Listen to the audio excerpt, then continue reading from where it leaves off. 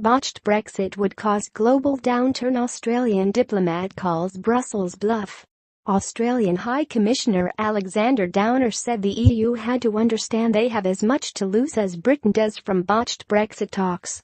Speaking to Matt Frei on LBC, the Australian diplomat said the whole world will be setback if the European bloc continues to play hardball in negotiations. Mr. Downer said global players were keenly watching the talks unfold, as he warned Brussels that if Britain is forced to walk away, repercussions would be felt around the world.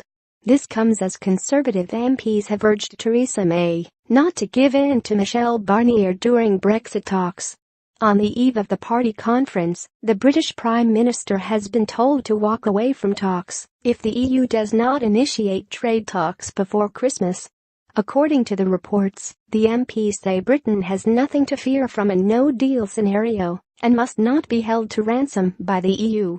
Matt Frei quizzed the Australian diplomat, who has been a strong advocate for a free trade deal between his country and the UK after Brexit.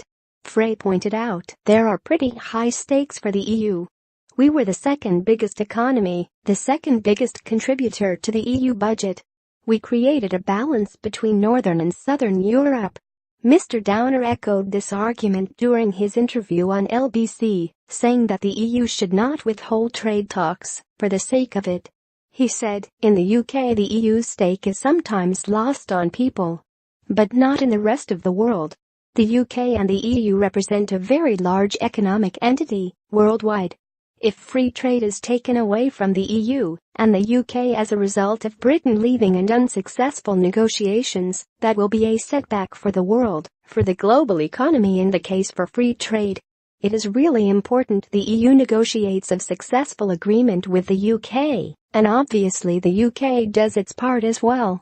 It's not just about the UK, it's also about the EU itself.